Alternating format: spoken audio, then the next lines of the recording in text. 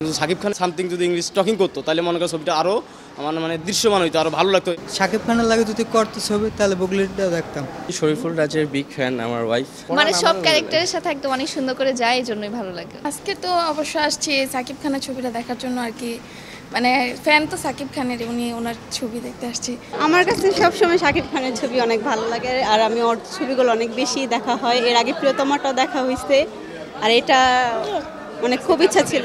আমাদের বাঙালির ভাষা হচ্ছে বাংলা এবং আমেরিকান ভাষাটা হচ্ছে ইংলিশ। কিন্তু শাকিব খান এখানে যদি বাংলা কিছু ইংলিশ ইংলিশ মানে সামথিং যদি ইংলিশ টকিং করতো তাহলে মনে করেন ছবিটা আরও আমার মানে দৃশ্যমান হইতো, আরও ভালো লাগতো, মানে জনগণের কাছে আরও ভালো লাগতো আর কি, মানে আরও ফুটিয়ে তুলতো আর কি ছবিটা। এই ক্ষেত্রে আর কি ইংলিশটা একটু জানা জরুরি ছিল মানে আমার মনে হয় আর কি। ফ্যামিলির সাথে বসে দেখা যায় এরকম ছবি আর কি চাওয়া, তো তাহলে সবাই একসাথে এনজয় করা যাবে, ছবি দেখা যাবে ভালোভাবে, মানে আনন্দের একটা মুহূর্ত আছে, স্মৃতি, এই সবই আর কি। যে বাংলাদেশে এখন রাজই একটা মানে আপনার এরকমই একটা অ্যাক্টর যে ওই প্রত্যেক ছবিতে নিজেকে ভাঙার চেষ্টা করে।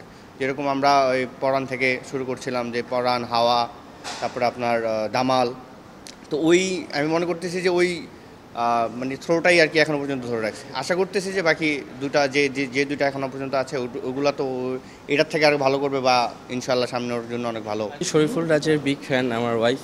আর আমাদের বিয়ের যখন প্রথম বছর এবছর, তাই দেখতে আসছি ওমর শরীফুল রাজের হওয়াতে। আর যেখানে আমাদের বস আমার অনেক পছন্দ অভিনেতা শহীদুজ্জামান সেলিম ভাই আছে, তো সেজন্য ওমর দেখতে আসলাম। আমরা আজকে দুটো সিনেমার টিকিট কেটেছি। আমরা আজকে এসেছি মূলত সিনেমা দেখার জন্য। আমরা সিনেমার পোকা বলা যায়। প্রথম অবস্থায় আমরা রাজকুমারের দেখার চেষ্টা করেছি, টিকিট পাইনি। আমাদের অপশন ছিল দেয়ালের দেশ, কেটে ফেলেছি, এবং এটা দেখা শেষ করার পরে আমরা আবার জিন 2 দেখব। শাকিব খানের লাগে যদি করতো ছবি তাহলে বুকলিটা দেখতাম, কিন্তু তো অন্য নায়কের সাথে করতো। অন্য নায়কের ছবি দেখি না, আমরা শাকিব খানের ছবি হইলে দেখি। এমন কি হওয়ার কোনো সম্ভাবনা আছে যে সাকিবের ছবিটা ফ্লপ হয়ে যাবে, যে চলবেই না, তাইলে পরে হয়তো দর্শক অন্য ছবি দেখবে, এমন কিন্তু কোনো সম্ভাবনা নাই।